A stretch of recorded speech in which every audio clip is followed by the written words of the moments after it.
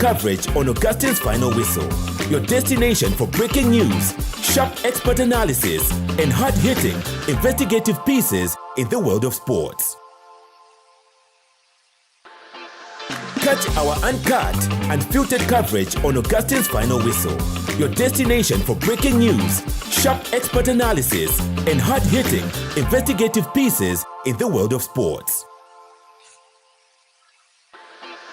Catch our uncut, unfiltered coverage on Augustine's Final Whistle, your destination for breaking news, sharp expert analysis, and hard-hitting, investigative pieces in the world of sports.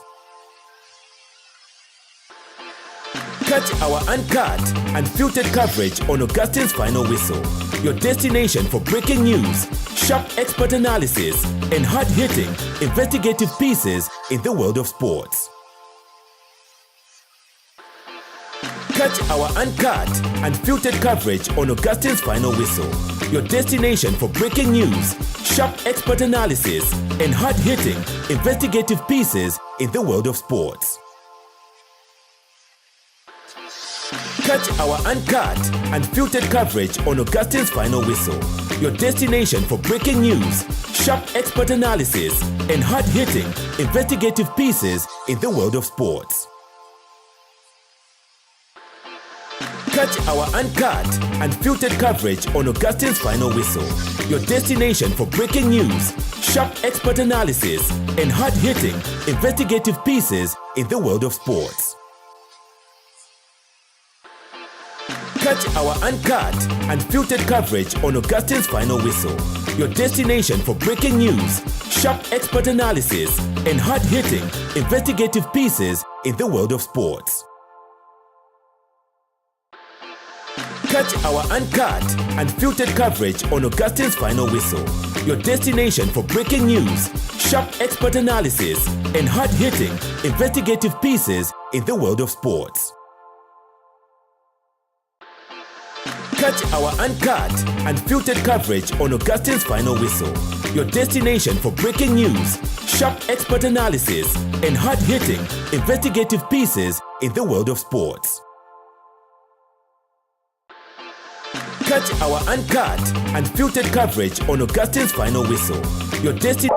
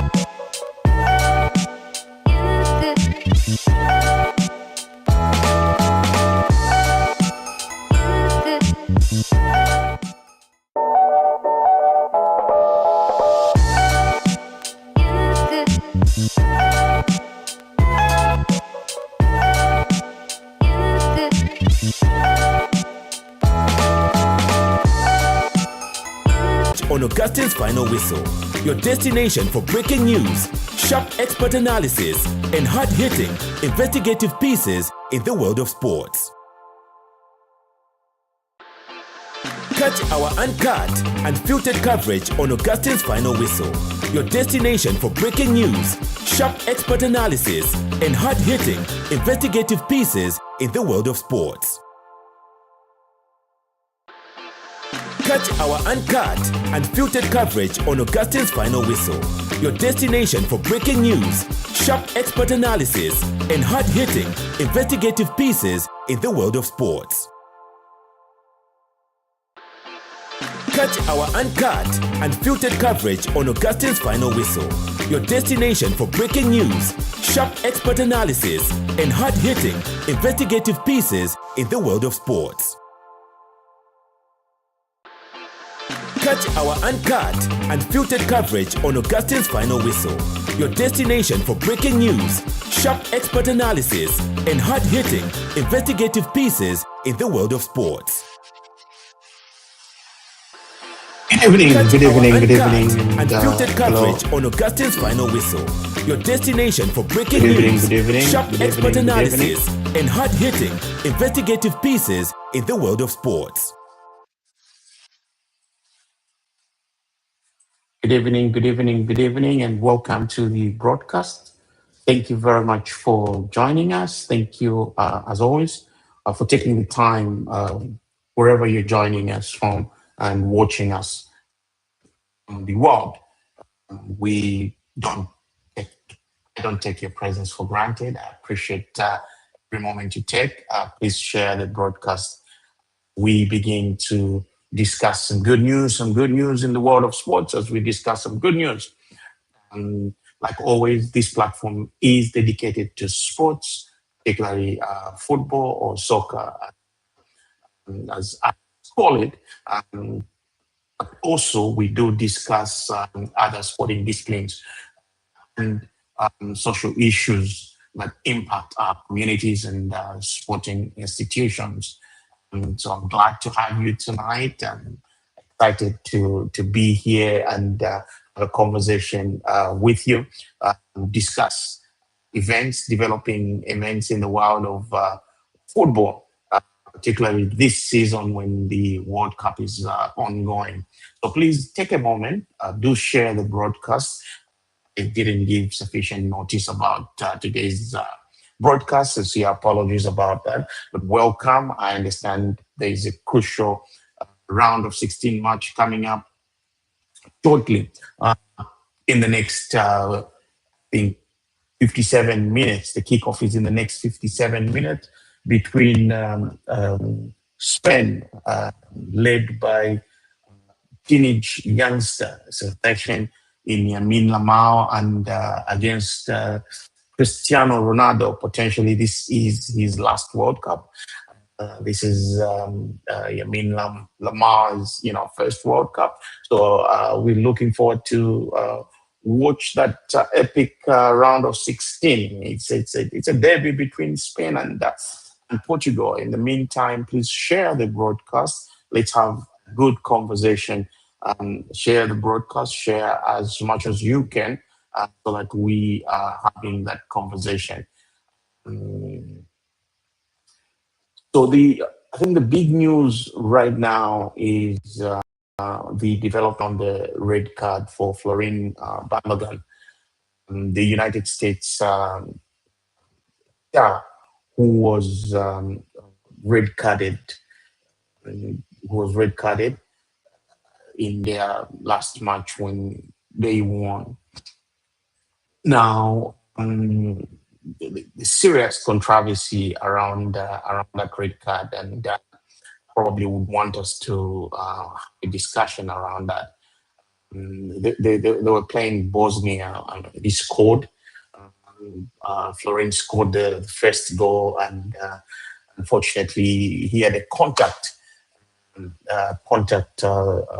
occasion with one of the Bosnian players. And at that point, when the incident was subjected to video assistant referees, VAR, the player was sent off.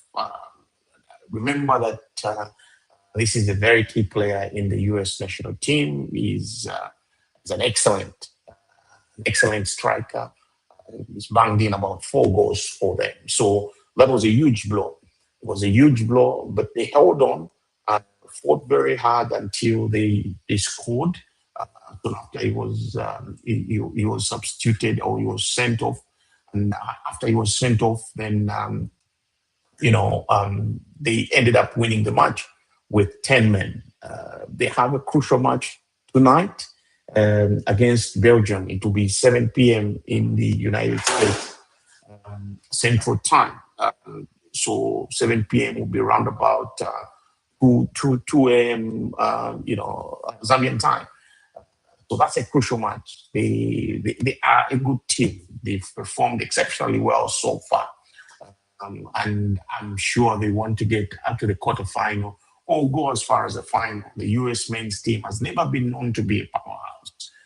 A contrast between them and the women's team. Their women's team is one of the best teams, if not the best in the world, and has even won the World Cup. So they are working very hard. And I think they've, in all fairness, played some very good football against all odds, and depending on how they're moving, they may prove themselves to be a team for the final. You never know, football being what it is. Now, the controversy is around that red card. First of all, from what I saw, and many would agree, it was a very controversial red card. And I don't think the player deserved to be sent off that challenge. Why? Because first, it wasn't an intentional red card. The closest punishment, probably because of the impact it may have caused to his colleague, could have been a yellow card. But the red card was too harsh a decision. The red card was too harsh a decision on Florin. And I don't think he's a player, from the little research that we've gathered, is a player that, engages in rough play. That red card is similar to the red card that England right back was given last night. Jarrell Quansel. Jarrell was given a red card after VAR. But when you watch the two incidents, the intention, in fact, Jarrell's red card last night was even worse because he had gone in for a sliding tackle. That sliding tackle successfully won the ball. However, his studs were up. Not very high, not knee high, but the studs were up and they hit the shin of the opponent, the Mexican player. Now, when that happened, the referee waved play on. And when the referee waved play on, there was a call for VAR. And when he reviewed that, he, sent off the player around about the 53rd minute. I think that was a harsh decision again. It was a harsh red card.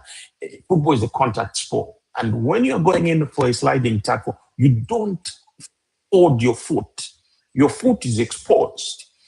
Unfortunately, it met the opponent, and in most instances, when the foot is up and shows the studs, then it's a red card. It was an intended, kind of collision with the shin.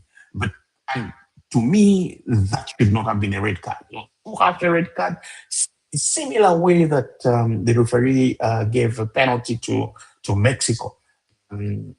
Hurricane and the Mexican player were in, their foot collided. Both their legs were high up in the sky and their foot collided, with both meeting the ball, 50-50 kind of situation. But upon review, again, England conceded a penalty. Very unfair scenario. Now, this is football. It happens in football. So many calls can be questionable. So many calls can be challenged. Even us, as Zambia, for instance, we have suffered a lot of such calls in many, many instances on the African continent. But when you bring the level of refereeing that we've seen at this World Cup to this tournament, a tournament such as high profile as this one,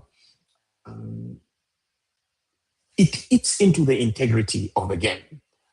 do not think VAR was introduced to make it difficult for the players to play. It was introduced to make sure that close calls that went without review should be subjected to a review. And I think we are misusing VAR in football right now to a larger extent. There are some calls that have been, very good, credible enough, and they've been given. No question about it. But there's so many nitty-gritties that we need to work on. And that is one thing that I think FIFA must sit down and review.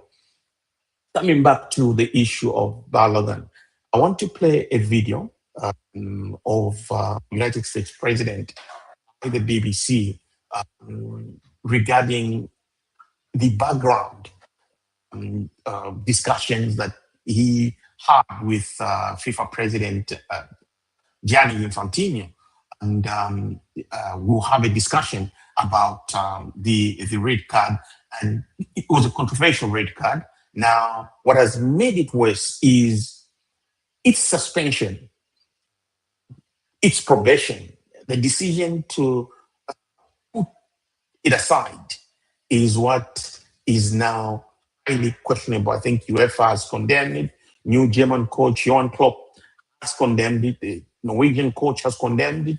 And I think the Belgian coach, called it a fool's day. He thought it was a fool's day. And Belgium even challenged that decision. I'm just reading now that FIFA has rejected that challenge, and therefore the decision of the disciplinary committee remains. So I want to play this video about Donald Trump, and then we can have a brief discussion about that. So let's see here. That was not a guy punching somebody in the face or anything that would be different. And I think it's a terrible, if they wouldn't allow a top player, maybe the best, maybe among the best players on the team to play, I think it would have had a big stain. And I related just that feel. I didn't tell him what to do. I can't tell him what to do. But and I don't believe he made the decision. I think it was a committee that made the decision. And they made the right decision because, number one, it wasn't a foul. And you want to see a game with your best players. You don't want to say, how would you feel if I took, we take Messi out? Look, he ran into somebody. Or we took Ronaldo, you bunked into somebody, we're going to take you out of a game. He's great. Well, Harry Kane, we're going to take you out of the game, Harry, because you happen to hit somebody a little bit harder than you can't do that. I asked for a review because I didn't think it was a foul. And, again, I'm good at this stuff. I didn't think it was a foul. I thought it was two great athletes that crashed into each other and got entangled. That was not a guy punching somebody in the face or anything that, would be different. And I think it's a terrible, if they wouldn't allow, a top player, maybe the best, maybe among the best players on the team to play, I think it would have had a big stain. And I related just that feel. I didn't tell him what to do. I can't tell him what to do. But and I don't believe he made the decision. I think it was a committee that made the decision. And they made the right decision because, number one, it wasn't a foul. And you want to see a game with your best. That's where the problem is. FIFA frowns on political interference. FIFA does not allow governments to interfere with football management. Here we are, the President of the United States saying he did have a conversation with Gianni Infantino, the FIFA president, asking that that decision be reviewed. There's nothing wrong asking that a decision be reviewed. But it shouldn't be the President of the United States. It shouldn't be any head of state.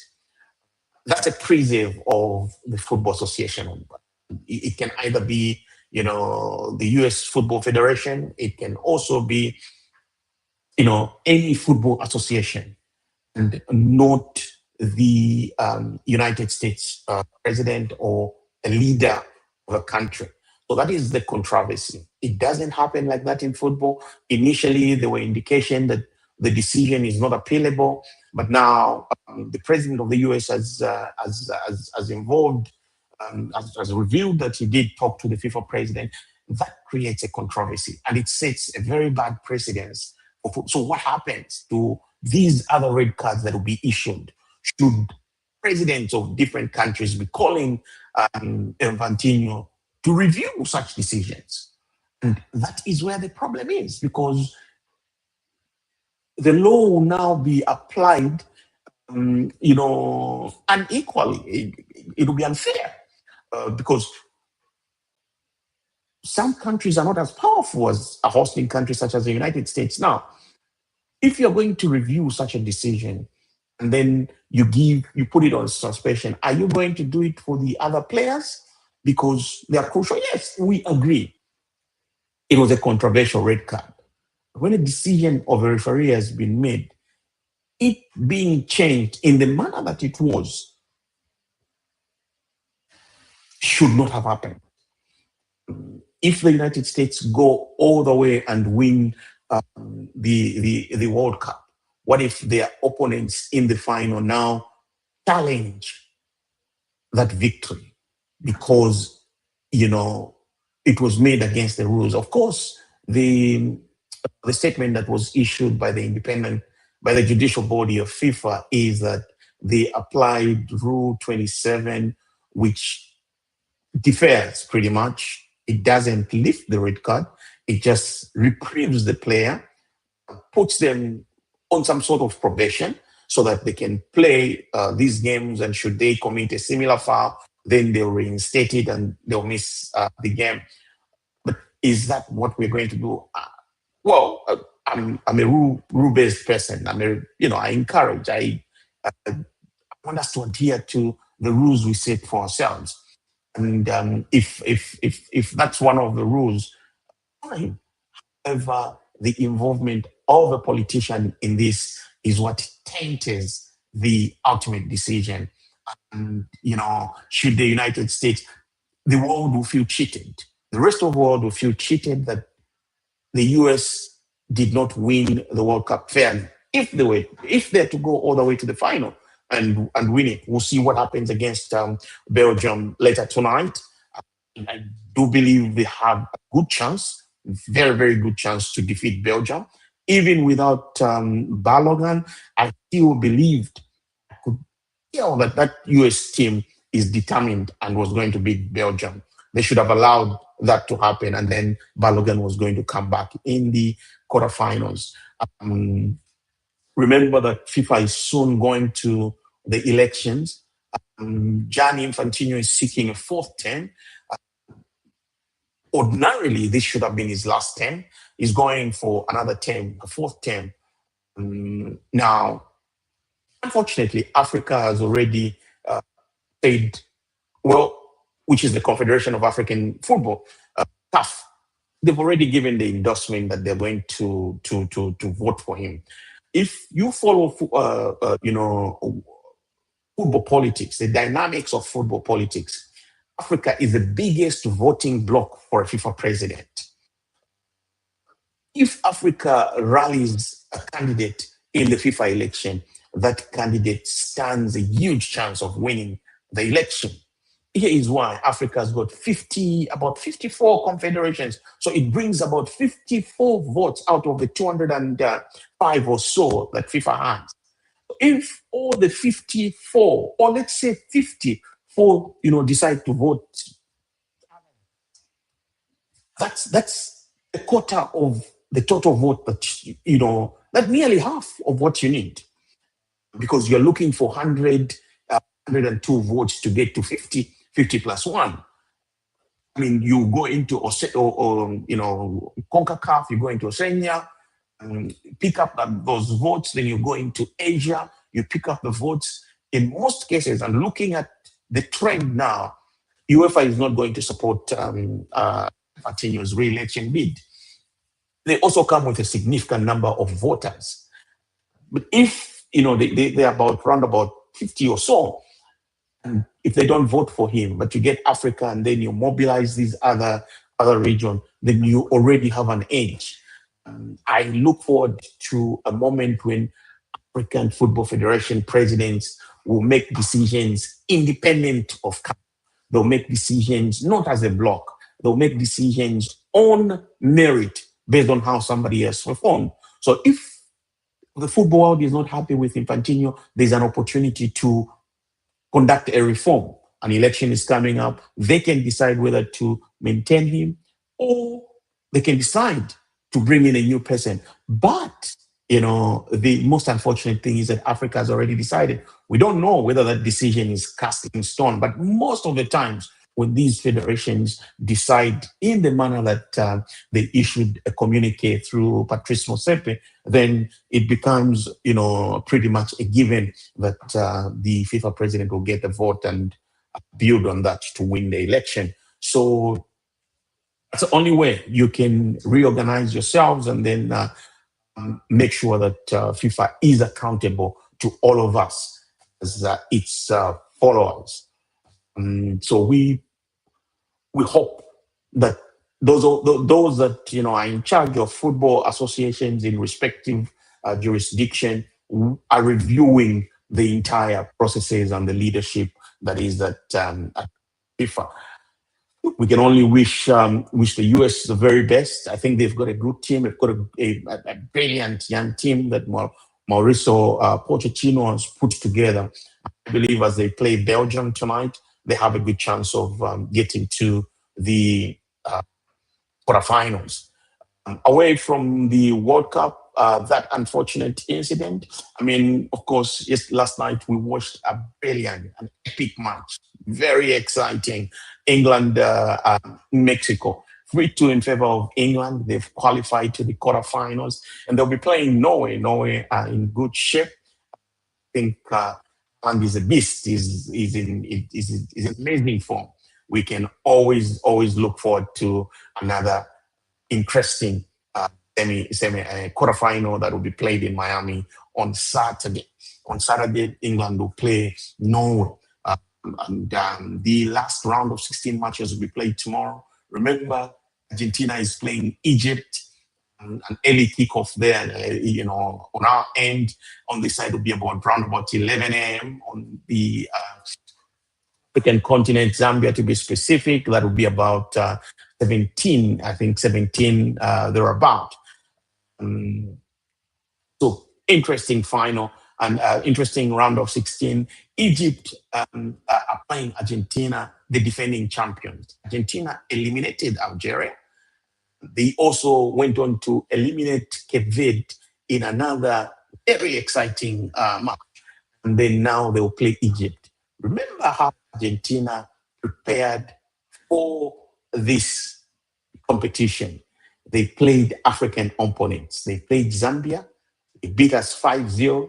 They went on to play Mauritania, and they won against Mauritania. So if we are going to play Mauritania, Argentina played Mauritania, and now they've played 3 African continents. So I think they had, they knew that their plan in terms of preparation was excellent. So they did a good thing, and now they are showing up on the global scene. Very, very good for Argentina. Let's look forward to an exciting match against Egypt tomorrow. The other match, of course, will be Colombia-Switzerland. Colombia-Switzerland will be playing in that round of 16 tomorrow, and then that will determine the last 8 teams in this race to the 2026 FIFA World Champions. Away from the World Cup, I think we've seen some exciting news on the local scene. Like we discussed last time, I discussed about Concola Copper Mines coming on board to sponsor the Copper Queens. The Copper Queens are preparing for the Women's Africa Cup of Nations. So they're preparing for the Women's Africa Cup of Nations. It'll be kicking off in Egypt round about the 28th. The 28th of their first game, Zambia versus Egypt, is on the 28th of this month. And SCM has come on board. One of the sticking issues with the team has been the finances. And I think in the speech, President Keith Mwemba did admit that owes the players significantly. And of their preparation has been one of the demotivating factors. To see KCM come on board with, I think, $600,000 sponsorship package over 3 months, which also includes National Football Cup, is an impressive thing. I hope that the players will be taken care of. Their allowances previously, their camping fees, their transport costs, the winning bonuses, especially the one that they played against Namibia, home and away. They won those 2 matches. They deserve to be paid going into their camping in Algeria. So that is the sponsorship that has come on board, and I'm looking forward to hear the good news that the players have been cleared. They faced Nigeria. They also faced Malawi in the WAFCON. This is a crucial WAFCON because it is a stage on which they qualify to the World Cup. We can only wish the team the very best. Beyond the WAFCON, we also do have a Zanaco. Zanaco have been conducting a schools developmental tournament in Lusaka. A brilliant tournament, a very good stage and platform for talent search. Very, very impressed with Zanaco. Congratulations to the bank for that effort. And again, we move on to the Football Association of Zambia. You do recall in my previous podcast, I raised the issues that were happening in the Lusaka Province Football Association. The committee there is in the members of the committee have risen against their chairperson, Mr. Jordan Maliti. They have raised issues regarding currency. They've also raised sexual allegations issues, and those matters have been submitted to the FAS Ethics Committee Investigatory Chamber. There is no report on when that committee will sit to adjudicate those matters or to conclude their investigations and then pass them on to the adjudicatory chamber to arrive at the decision. So we're still waiting for that, the outcome of those issues, for the outcome of our complaint.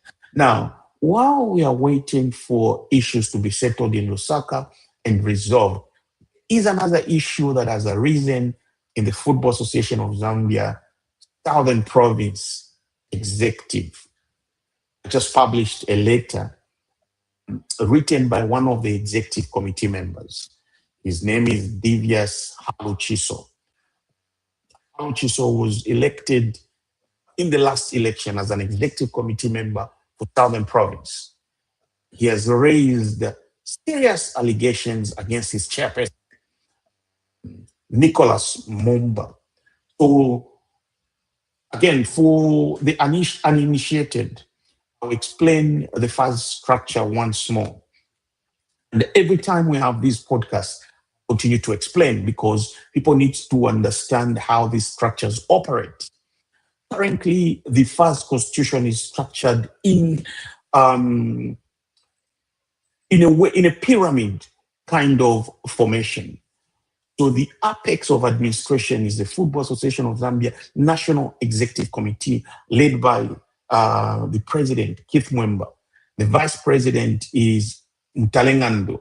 Then the national committee, national women's representative is Colonel Priscilla Katola. There's also a position for the Zambian Premier League chairperson.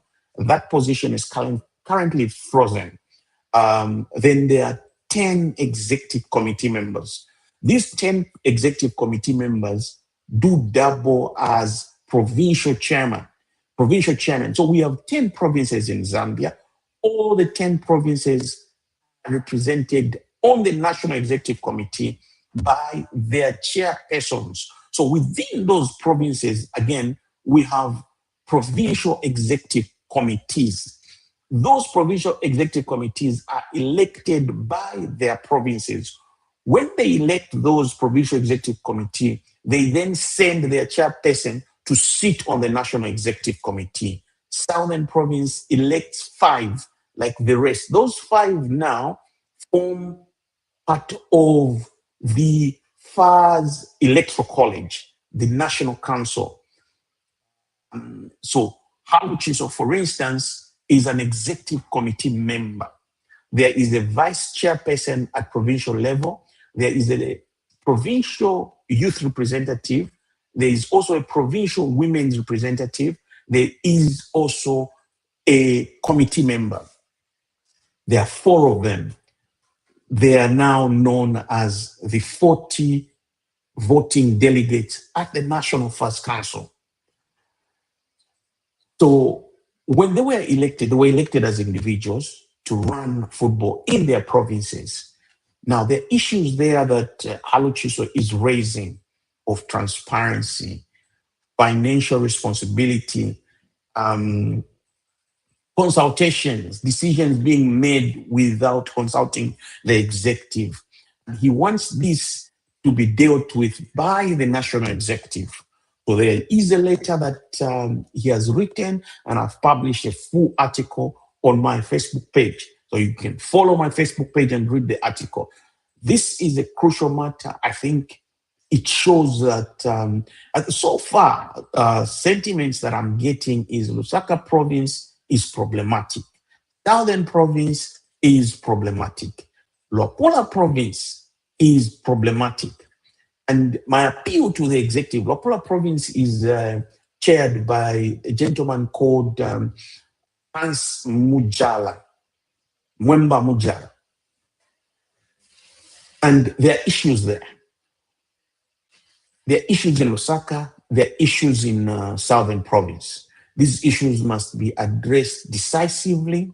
We must know whether the chairperson are doing the right thing, or it is their committee members, or it is the members of the provinces. These must be reviewed soon as possible, in the quickest possible time. I'll read just a little bit of what Haluchiso has raised. Haluchiso has raised fundamental issues regarding the management of football in Southern Province. And he must be given an opportunity to be heard, because that is the way you promote fair management of the game. So in his detailed letter, which is dated 24th of June, Haluchiso says the executive committee in the province has become divided. It has created an unhealthy working environment. This threatens the administration and development of football in Southern Province. According to his complaint, the restructuring of the provincial league administration, and also that the chairperson appointed league managers without consulting the executive. In addition to appointing league managers, there was also an appointment of the registrar without, again, the approval of the executive.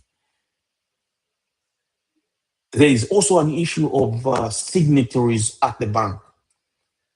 The chairperson has done that without the consultation of the executive. These are the allegations that Haluchiso has raised. And it is important that they are addressed. We are, I think, running into, so I wanted to quickly discuss. So there are so many issues we need to discuss. Soon as we get, clear and have sufficient time, we'll be bringing these issues to you. But I thought I should bring a few of those issues today. Now, Thank you very much. I know we're preparing for the Spain versus Portugal match. Let's go ahead and focus on that game, and then we will have another conversation later in the week. It is always a pleasure to come to you and have this discussion. I'm always grateful, always humbled to be here and host this conversation. Thank you very much for joining me, and all the best as we proceed to watch the games tonight. Thank you for showing up on Augustine's Final Whistle. You have a great night. Shalom, shalom.